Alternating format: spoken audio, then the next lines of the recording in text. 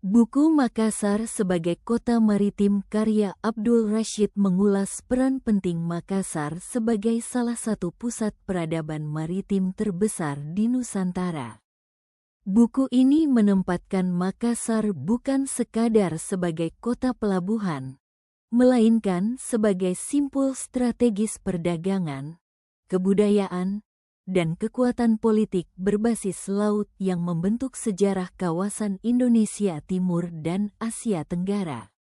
Isi buku ini menelusuri perkembangan Makassar sejak masa Kerajaan Gowa dan Talo, ketika wilayah ini tumbuh sebagai kekuatan maritim yang terbuka terhadap dunia luar.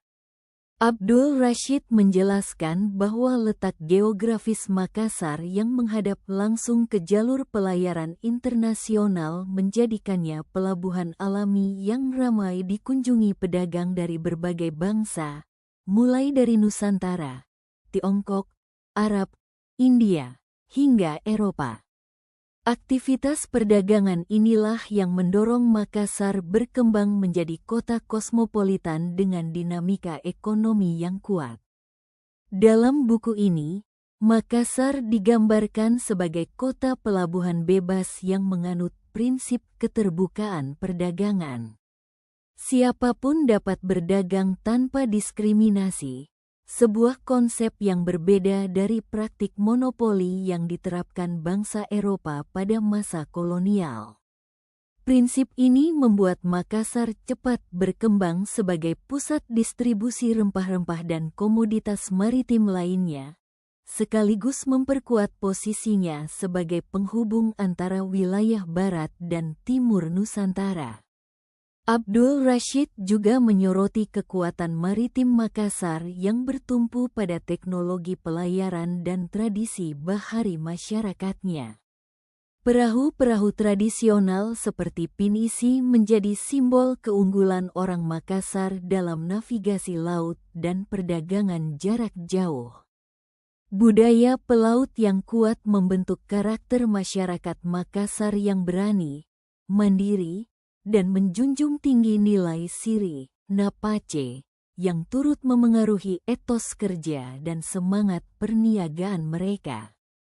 Buku ini tidak hanya membahas aspek ekonomi, tetapi juga menguraikan dinamika politik dan konflik yang melibatkan Makassar, terutama dengan VOC Belanda.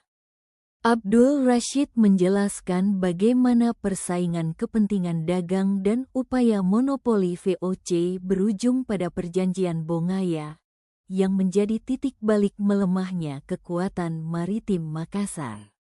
Peristiwa ini menunjukkan bahwa kekuatan laut tidak hanya ditentukan oleh armada dan pelabuhan, tetapi juga oleh strategi politik dan diplomasi internasional.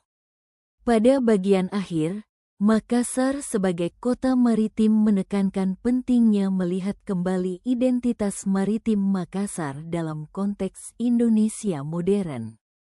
Abdul Rashid mengajak pembaca memahami bahwa kejayaan masa lalu Makassar sebagai kota maritim menyimpan pelajaran berharga tentang pengelolaan pelabuhan, keterbukaan ekonomi, serta peran laut sebagai penghubung peradaban.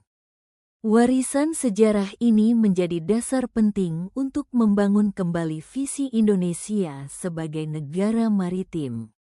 Secara keseluruhan, buku Makassar sebagai kota maritim memberikan perspektif sejarah yang komprehensif tentang bagaimana laut membentuk Makassar sebagai pusat perdagangan, budaya, dan kekuasaan.